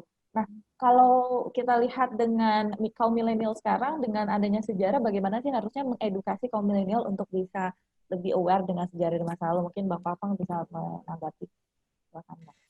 Ya, saya tidak mau ngajarin mereka karena di tahun lalu ya, persis setelah pengumuman dari KPU dan Bawaslu hasil pemilu, itu kita melihat kan mereka yang ada di pusat kekuasaan itu orangnya itu aja, tidak ada oposisi lagi itu yang berarti di parlemen. Jadi ada pembahasan yang mau mempercepat berapa banyak RUU yang sebetulnya kan juga melanggar hukum, melanggar undang-undang tentang tata cara pembentukan undang-undang. Harusnya ada diskusi dan debat publik yang ketat gitu. Tapi bahkan ada beberapa RUU yang ditutup-tutupi, gitu, tidak dibahas secara umum. Nah, dari harapan kita yang pesimis, saya sendiri ya, bahwa kita akan bertubi-tubi akan menghadapi kerangka hukum, walaupun itu kan cuma undang-undang, tapi ketika diimplementasikan itu bisa menjadi bahaya buat hak asasi manusia dan demokrasi yang diperjuangkan oleh teman-teman saya dan pendahulu saya gitu ya. Tapi tiba-tiba serentak di banyak daerah, termasuk di Jakarta, itu mahasiswa yang tentu saja anak muda, anak milenial kan, mereka yang dicibir ini kebanyakan main gadget segala macam, aktif di sosmed, enggak juga, mereka turun ke jalan. Dan itu saya salut ke mereka, dan mereka nggak perlu diajarin, mereka kalau mereka belajar dari saya generasi yang gagal. Nah, generasi anak muda sekarang itu generasi yang belum gagal gitu. Kalau saya sih generasi gagal, saya harus akui. Nah, tapi kalau kita mau saling memperkuat, itu saya terbuka gitu. Tentu saja dengan expertise masing-masing. Dan saya kira Iluni dengan berbagai macam kegiatannya itu bisa jadi wadah tuh untuk ke situ. Dan saya ikut beberapa kali, bukan beberapa kali, banyak kegiatan yang dilakukan baik oleh Policy Center maupun yang Iluni lain, itu sangat bermanfaat gitu. Bukan cuma kalau dulu soal entrepreneurship segala macam ya, soal gimana ya itu juga penting ya, tapi juga dengan posisi moral UI yang strategis gitu ya, itu kita harus berkontribusi, kita harus berpartisipasi dalam ketatanegaraan, dalam kepemerintahan, walaupun kita ada di luar, walaupun ya kalau UI pasti ada orang yang di dalam. Nah, saya kira peluang itu yang penting, dan saya kira mahasiswa yang sekarang itu nggak usah diajarin, mereka pasti akan terlibat sendiri. Tapi bagaimana kita bisa bersinergi dengan mereka gitu. Jadi kita nggak boleh merasa kita yang lebih tua itu yang paling pinter, nggak juga. Mereka nih sekarang yang mimpin tongkat estafet gitu. Kalau kita sih udah ngos-ngosan gitu. Nah, tinggal apa yang dibutuhkan dari kita. Dulu diskusi setahun yang lalu itu ada ketua BEM ya waktu itu, ada juga beberapa ketua BEM UI dan ada beberapa BEM lainnya. Tentu saja mereka punya sedikit problem teknis, misalnya kalau budgetin isi RUU dari RUU KUHP, Omnibus Cipta Kerja segala macam secara teknis. Tapi itu bisa diatasi dengan alumni-alumni UI yang ada di mana-mana. Ada yang buka law firm, ada yang bikin think tank soal reformasi hukum gitu, ada yang bekerja di dunia hak asasi manusia, ada yang bekerja di media yang sekarang masih punya pengaruh luar biasa. Nah, kalau kita bisa bersinergi itu saya kira luar biasa itu. Jadi mahasiswa jangan dibebankan baru mahasiswa semester 2 suruh belajar hukum HAM internasional misalnya, itu kan juga nggak realistis gitu ya. Nah, tapi dengan diskusi model gini kita bisa berbagi pengalaman segala macam. Nah, generasi muda itu kan selalu untung. Waktu saya masuk ke FISIP UI yang tadi Pandey bilang banyak buku dilarang-larang itu, saya agak marah waktu itu, zaman Orde Baru kan. Dan senior saya selalu bilang, kalau kamu baca buku Das Kapitalnya Karl Marx tuh ya, dia buat selama hampir 10 tahun nggak selesai. Tapi kalau kamu baca dengan seksama, waktu itu sih nggak ada bahasa Indonesia, bahasa Inggris saya masih pas-pasan, mungkin setahun lah gitu ya dengan kalau sekarang ada Google Translate, ada e-book gitu, kalau dulu kan mesti pakai kamus yang tebal itu kan, itu setahun 2 tahun, jadi kita udah mencuri otaknya Karl Marx selama 8-9 tahun gitu. Dosen saya yang legend tuh namanya Pak Tamrin Amal Tomagola yang terlibat dalam tim masyarakat sipil investigasi kasus Yunhap, itu bilang orang-orang kita harus belajar seperti Karl Marx. Dia bukan pinter luar biasa, ibaratnya turunan dari malaikat Jibril, enggak. Tapi dia berdiri di atas pundak raksasa. Jadi dia cuma ngambil pendahulu-pendahulu dia. Nah, saya kira anak muda sekarang itu harus begitu. Kita yang tua-tua ini harus rela pundaknya itu diinjak oleh mereka supaya mereka bisa lebih tinggi dari kita. Mereka yang masih punya energi gitu kan. Kalau saya sekarang kepikiran nih, rumah lagi hujan berhari-hari gitu, kebun di tanaman bisa pada busuk gitu kan, genteng rumah mesti dibenerin gitu. Itu banyak pikiran. Jadi kalau mahasiswa gaspol dia. Nah, saya kira itu tips saya. Jadi kita yang tua-tua terbuka saja untuk dilibatkan dalam agenda-agenda mereka gitu. Tentu saja agendanya harus jelas ya, nggak bisa segala agenda. Kalau UI kan saya pikir agenda hak asasi manusia, toleransi, demokrasi itu yang penting gitu, dan non-violence yang pasti gitu kan. Nah, itu saya kira platform itu pasti bisa membuat banyak pihak, kalau kita bilang anggota sivitas akademi itu bisa terlibat gitu. Gitu saja sih kalau dari saya. Oke, terima kasih Bang Papang atas penjelasannya. Jadi memang harus anak muda yang maju ke depan ya, memperjuangkan bangsa kita ini. Ya, ada satu pertanyaan dari peserta untuk ke seluruh para pembicara. Untuk para pembicara di sini, apakah saat ini demokrasi di Indonesia sudah sesuai dengan yang diperjuangkan pada masa reformasi? Kalau belum, apa yang sebaiknya diperbaiki? Ini pertanyaan dari Mas Aji Arifuddin. Ya, boleh langsung ditanggapi dari Bang Kokom dulu, mungkin ingin menanggapi bagaimana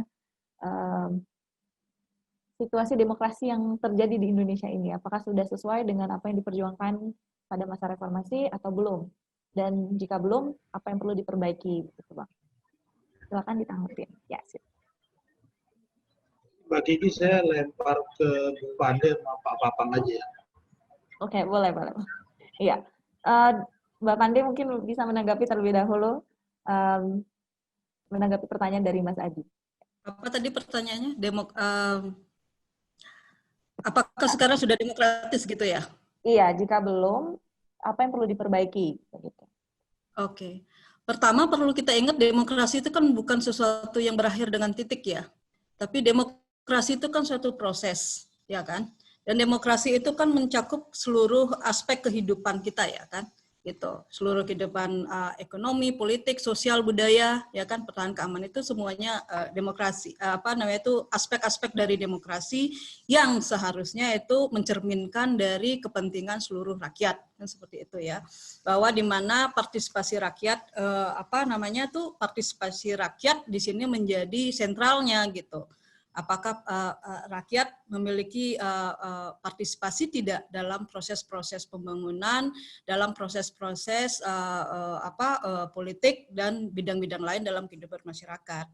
Nah, itu tentu sangat subjektif ya, gitu. Kalau kita melihat apakah sudah cukup demokratis. Nah, kalau kita lihat sekarang misalnya bandingkan dengan tahun 98, di mana misalnya dulu untuk pilihan presiden saja gitu, bahkan sebelum pemilu kita sudah tahu siapa pemenangnya ya kan, itu pemilu bulan depan nih pemilu gitu, tebak-tebakan yuk siapa presidennya, kita udah tahu siapa yang akan jadi presiden, kan seperti itu. Nah sekarang kan sudah beda, kalau dulu presidennya kita sudah tahu sebelum pemilu berlangsung, sekarang kan kita memiliki sistem pemilihan presiden secara langsung ya kan, di mana rakyat bisa memilih pemimpin-pemimpinnya sendiri baik pada tingkat nasional maupun lokal, seperti itu. Jadi kita bisa lihat bahwa sudah ada kemajuan demokrasi yang sangat besar dari sejak sebelum reformasi 98 berlangsung, seperti itu. Dan tentu saja gitu tidak ada sesuatu yang sifatnya sempurna, suatu final gitu ya. Itu adalah suatu proses yang harus terus-menerus kita perbaiki, kita kawal, kita jadikan semakin baik lagi gitu, dan kita awasi, karena sebagaimana juga ada geopolitik ya kan, power tends to corrupt ya kan. Jadi power itu harus diawasi oleh seluruh rakyat. Itulah di sini mungkin peran kita semua gitu, bahwa proses demokrasi yang sudah semakin bagus, yang sudah jauh sangat bagus dibandingkan pada masa sebelum reformasi 98 itu harus selalu kita kawal, selalu kita ikut berpartisipasi di dalamnya, sehingga kemudian bisa memberikan kesejahteraan yang semakin baik untuk seluruh rakyat Indonesia. Demikian mungkin Mbak Kiki. Ya baik, terima kasih Mbak Pande. Dilanjut dengan Bang Papang untuk menanggapi pertanyaan dari Mas Aji. Ya, nggak beda jauh tuh, anak FISIP selalu bilang demokrasi itu kan proses politik ya. Ada negosiasi dan ada tensi politik ya, regangan segala macam. Jadi ide yang kita kembangkan dulu waktu itu ada berapa? Ada 7 tuntutan reformasi ya kalau nggak salah. Hapus bifungsi, hapus KKN, akhiri pelanggaran HAM segala macam. Itu sebetulnya kita tahu itu sulit terjadi. Apalagi saya bekerja di dunia hak asasi manusia ya. Negara seperti Skandinavia yang indeks istilahnya itu indeks hak asasi manusianya kalau diukur secara objektif itu nomor top lah, nomor 1, 2, 3 gitu, itu pasti ada pelanggaran HAM gitu. Itu nggak mungkin enggak gitu. Nah, tapi proses demokrasi yang ada sekarang ini ya hasil dari partisipasi kita. Kalau kita mundur berarti kita juga yang salah, kita yang kendor gitu kan. Nah, kalau itu ada yang bisa dipertahankan, itu ya mungkin karena darahnya Yunhap gitu, karena perjuangannya Yunhap gitu, atau perjuangannya Kokom juga lah gitu ya. Tapi Yunhap yang paling, saya kira atribusi yang paling penting ya tetap Yunhap dan 10 orang lain yang tewas gitu ya di sekitar akhir September itu. Jadi kita nggak bisa diam gitu. Dan yang disebut dengan melawan sekarang variasinya banyak, nggak mesti turun ke jalan. Kadang-kadang turun ke jalan penting gitu. Dan saya sebetulnya di era reformasi, awal-awal reformasi ya, katakanlah 97, 98, 99, 2000, itu udah jarang demo saya. Dulu waktu saya masih sampai semester 8 aja di kampus, semua demo yang ada di UI saya ikutin gitu. Karena saya hobi kalau nggak diskusi, kuliah, ya demo gitu kan. Karena demo itu eksotik waktu itu, yang berani dikit gitu. Tapi kemudian di awal-awal itu sudah banyak demo hampir tiap hari. Dan saya jarang-jarang saya ikut demo gitu. Baru setelah saya kerja di Kontras, saya dibayar untuk demo. Dibayar untuk demo maksudnya banyak program saya di Kontras waktu itu. Dan juga ketika saya pindah ke Amnesty International, itu banyak yang mengharuskan saya untuk untuk turun ke jalan gitu sebagai bagian dari kerja. Nah, tapi sekarang kan banyak pilihan alternatif. Saya lihat ada gerakan petisi online change.org, walaupun ya debatable apakah petisi online itu efektif atau tidak gitu, itu tapi belakangan saya kira ada beberapa pilihan lah sekarang. Tentu saja harus dikombinasikan, nggak pure semuanya online, nggak semua pure offline gitu. Tapi pilihan-pilihan untuk berpartisipasi dalam politik ya. Sini ada Jibril, anak politik ya. Politik itu kan jangan dibayangkan cuma berebut kursi di parlemen, tapi kita sebagai warga biasa itu berusaha mempengaruhi si pengambil kebijakan untuk mengikuti kepentingan kita gitu. Nah, kepentingan kita itu apa? Kalau yang ada di sini saya kira percaya itu demokrasi, perlindungan hak asasi manusia, kesetaraan, dan prinsip anti kekerasan. Nah, itu yang diupayakan. Nah, metodenya kreatif lah, banyak anak-anak muda sekarang itu luar biasa. Aksi September 2019 itu saya belajar dari junior saya yang katanya belajar dari saya, padahal enggak juga. Itu dia menggalang, menginisiasi sebuah, dia juga udah nggak mahasiswa ya, tapi masih muda, dan dia seniman dan punya pengaruh luar biasa di dunia medsos ya, di dunia media massa.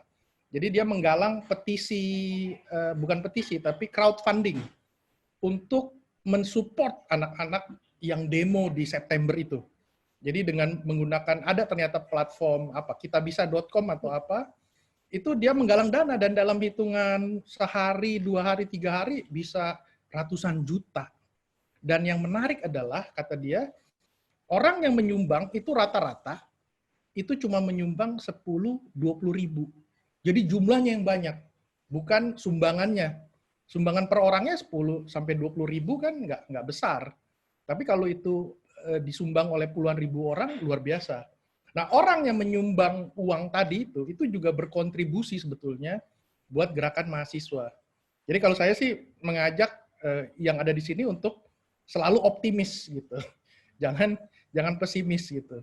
Dan jangan mau juga orang-orang tua yang konservatif itu ngajarin kalian anak muda nggak ngapa-ngapain. Enggak. Menurut saya setiap anak muda di zamannya pasti punya inisiatif yang luar biasa gitu. Itu pengalaman saya melihat anak-anak muda yang kreatif gitu ya. Kayak setiap tahun Pak Jokowi memperingati pengkhianatan G30 SPKI, kita disuruh nonton di TVRI lagi sekarang, dia bikin upacara di mana tuh, di Lubang Buaya. Tapi ternyata ada anak korbannya itu, maksudnya korban yang dibunuh orang yang diduga PKI, itu menginisiasi sebuah platform online diskusi untuk mengumpulkan narasi orang-orang. Kenapa? Karena kekerasan 6566 itu luar biasa. Kalau di tanah Jawa itu satu orang pasti punya kerabatnya yang jadi terlibat dalam menjadi korban gitu.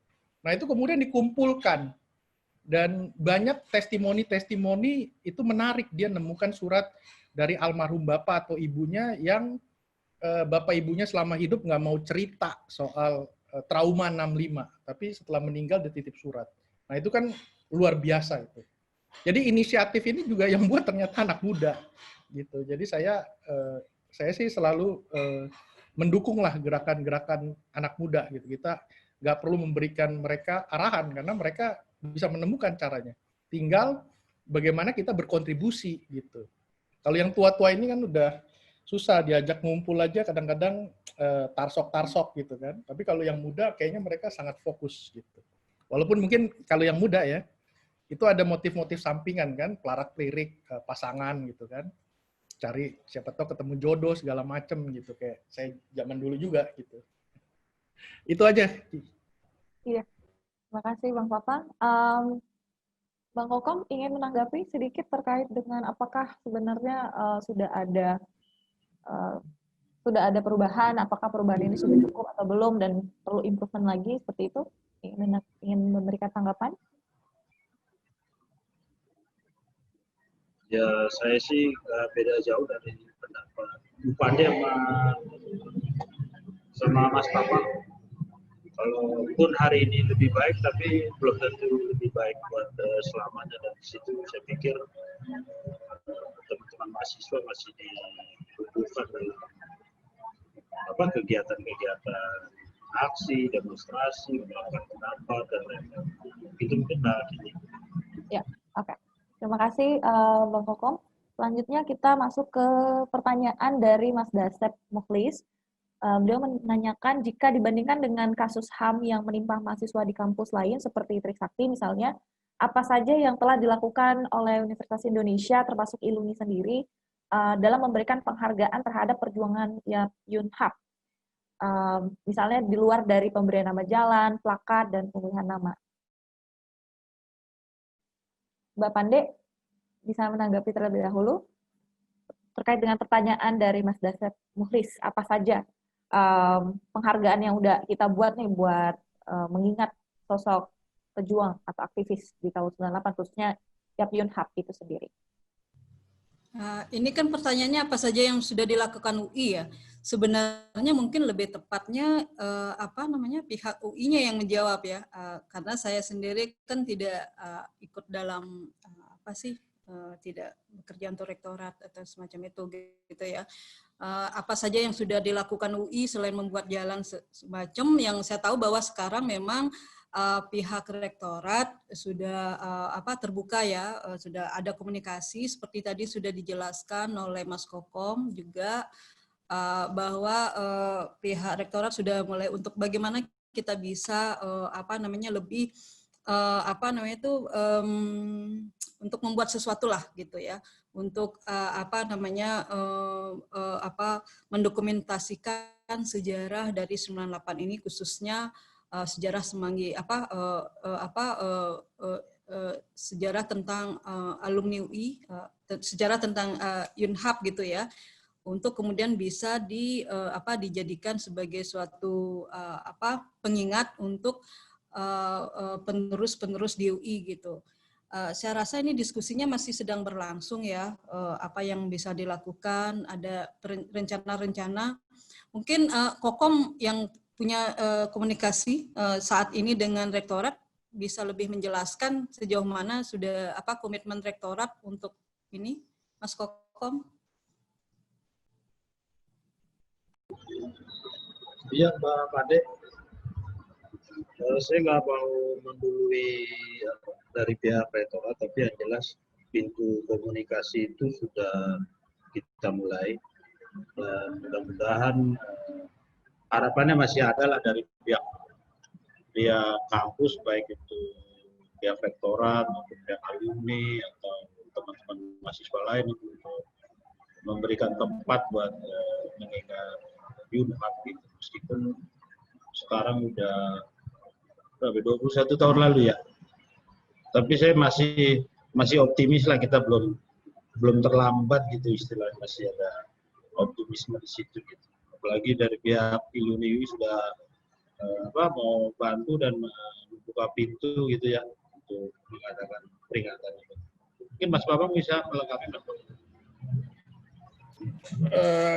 Kalau untuk formalnya juga saya nggak ngikutin, tapi kalau lihat dari flyernya kan sudah sangat serius ya. Nanti buat Kamis, nanti kita tunggu, moga-moga semua yang ada di sini bisa hadir di acara Kamis nanti gitu kan, karena ada perwakilan resmi dari rektorat dan inisiatif dari kami itu juga difasilitasi oleh Dirjen Kebudayaan ya, Hilmar Farid gitu. Jadi ini pasti sesuatu yang serius, dan pengurus-pengurus ILUNI UI juga saya kira memberikan kontribusi yang positif.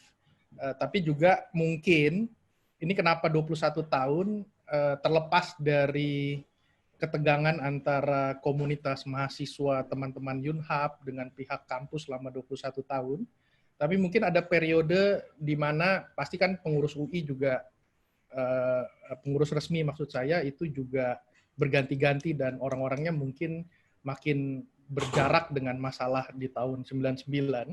Itu juga ada kesalahan dari komunitas teman-teman Yunhap termasuk saya untuk tidak secara kreatif sebetulnya mendesakkan satu ide-ide tertentu gitu. Jadi ini yang kadang-kadang juga kritik buat kami juga gitu.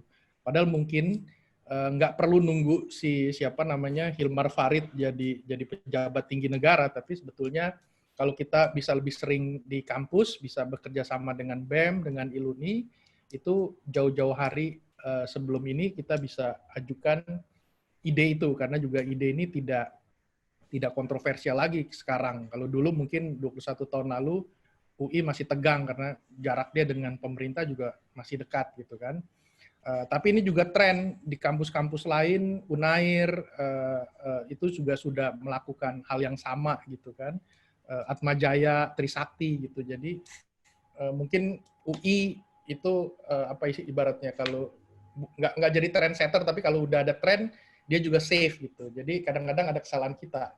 Tapi juga saya tidak menyalahkan komunitas Yunhap karena saya tahu betul setiap tahun pasti komunitas ini selalu berkumpul, paling nggak untuk memperkuat diri kami sendiri gitu.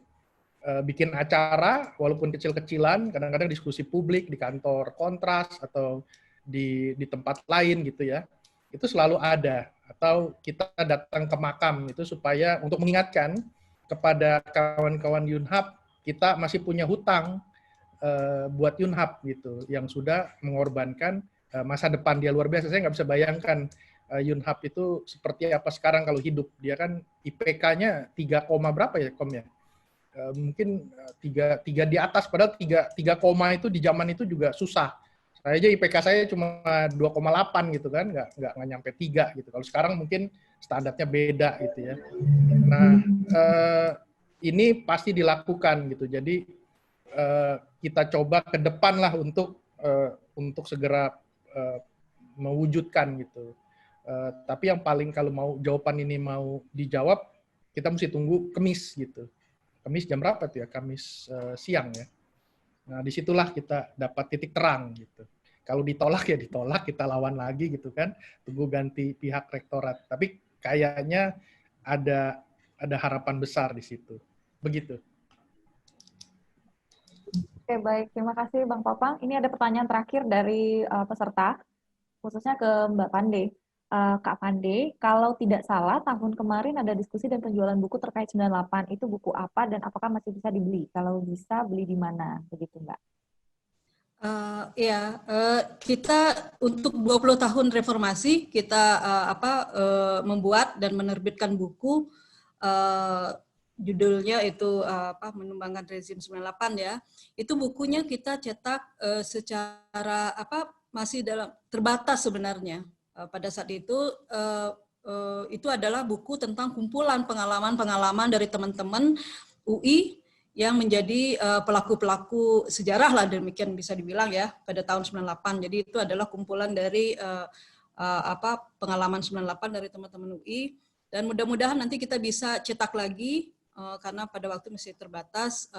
Nanti kalau juga bisa dicetak, nanti mudah-mudahan bisa diumumkan. Demikian ya.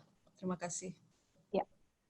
Berhubung pertanyaannya sudah tidak ada lagi, saya sendiri sebagai moderator ingin memberikan menanyakan sedikit terkait dengan closing statement ya, lebih tepatnya meminta kepada para pembicara dari tema kita kali ini yang berjudul The Forgotten Hero. Gitu. Mungkin kita mulai dari Bang Popang dulu. Bagaimana refleksi, perjuangan, dan harapan kita ke depan nantinya. Silakan Bang Popang. Ya. Masih di mute. Ya, saya kira diskusi kita yang soal kepahlawanan Yunhap dan bagaimana menempatkan dia menjadi memori kita saat ini, itu sesuatu yang penting gitu. Jadi apapun itu bentuk memorialisasinya ke depan yang kita harapkan bisa terjadi, itu bukan cuma kegiatan fisiknya, tapi juga menjadi semacam fasilitas bagi kita untuk merefleksikan apa yang belum beres di negeri ini, seperti yang si Yunhap 21 tahun lalu perjuangkan gitu, walaupun mungkin segmented gitu ya. Waktu itu isunya soal militerisme. Nah, sekarang kita bisa merefleksikan itu saat ini gitu. Jadi Memorisasi itu bukan penting untuk mengingat masa lalu, tapi bagaimana menempatkan konteks masa kini dari apa yang kita harapkan di masa lalu sebetulnya. Itu menurut saya. Baik, makasih Bang Papang. Selanjutnya Mbak Pande memberikan closing statement terhadap topik kita kali ini, refleksi maupun perjuangan dan harapan kita ke depannya. Ya. Mungkin kalau refleksi ya itu buat kita semua gitu. Saat ini kan kita sedang menghadapi banyak sekali masalah ya. Masalah tidak hanya pandemi COVID-19 tapi juga masalah-masalah lain dalam berbagai segi kehidupan berbangsa dan bernegara gitu. Tapi apa yang bisa kita pelajari dari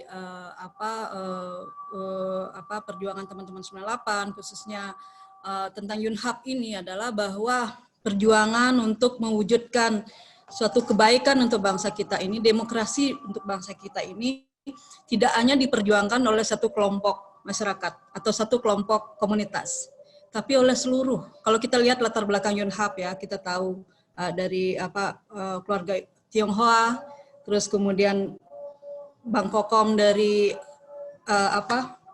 Betawi ya, Papang dari Manado kalau nggak salah ya kan, terus kemudian yang lain terus dari berbagai macam daerah gitu ya. Jadi yang berjuang untuk demokrasi, untuk kebangsaan, Indonesia yang lebih baik, Indonesia yang lebih maju, yang sejahtera ini adalah berasal dari berbagai macam kelompok masyarakat. Sebelumnya juga kita punya Sohogi segala macam ya kan. Itu semuanya berjuang untuk Indonesia yang lebih baik, memperjuangkan tidak hanya hal yang bersifat material tapi juga jiwa raga mereka.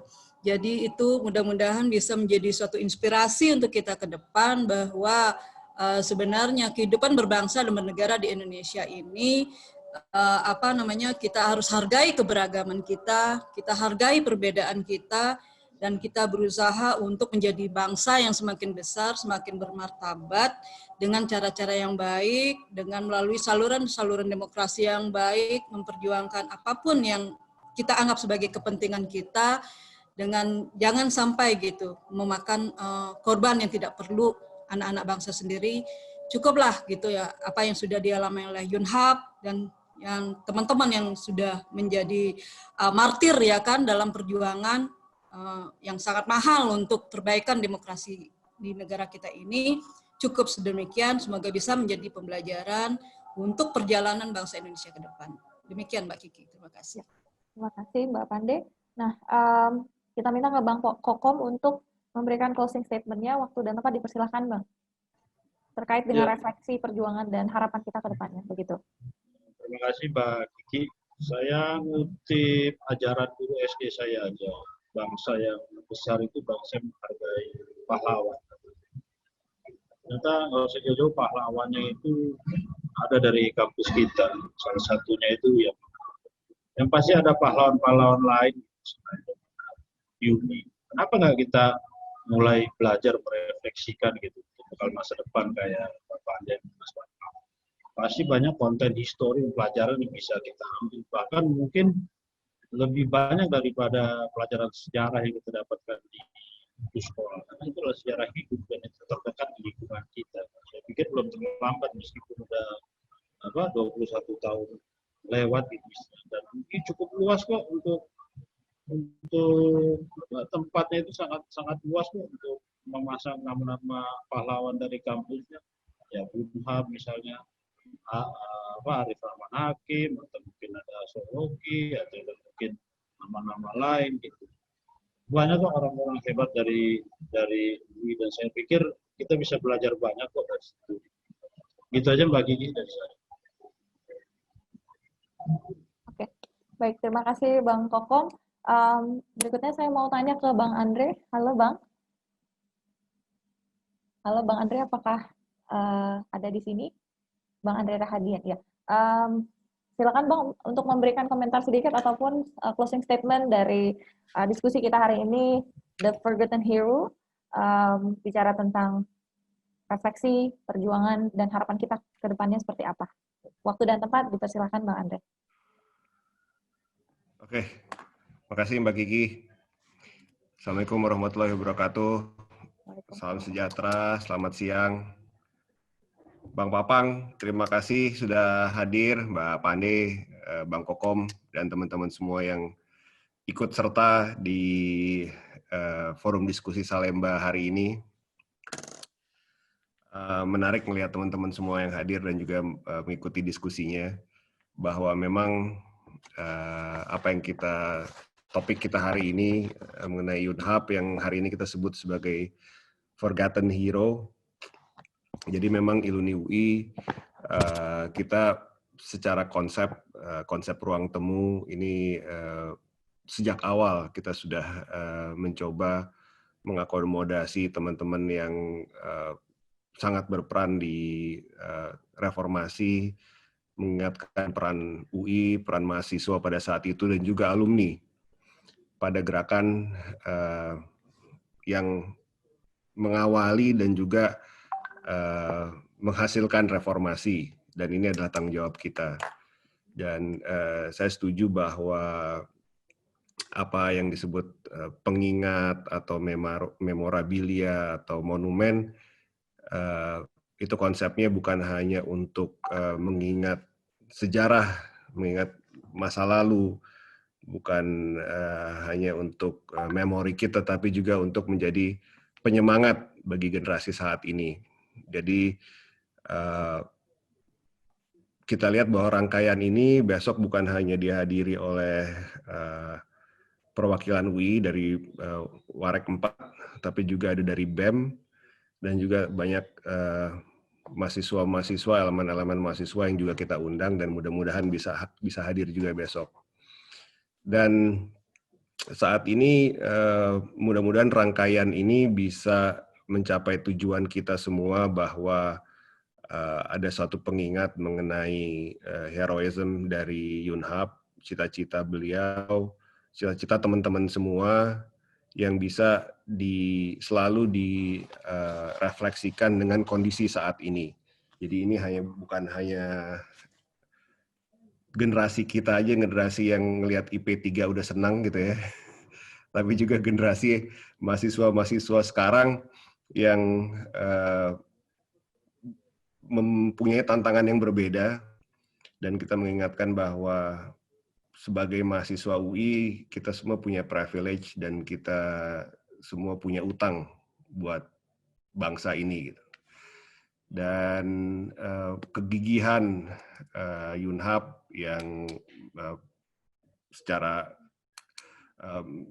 kondisi waktu itu minoritas, tapi dia tetap memikirkan bangsa ini harus bisa menjadi pengingat bagi mahasiswa dan juga generasi muda bahwa perjuangan itu selalu relevan di tiap zaman.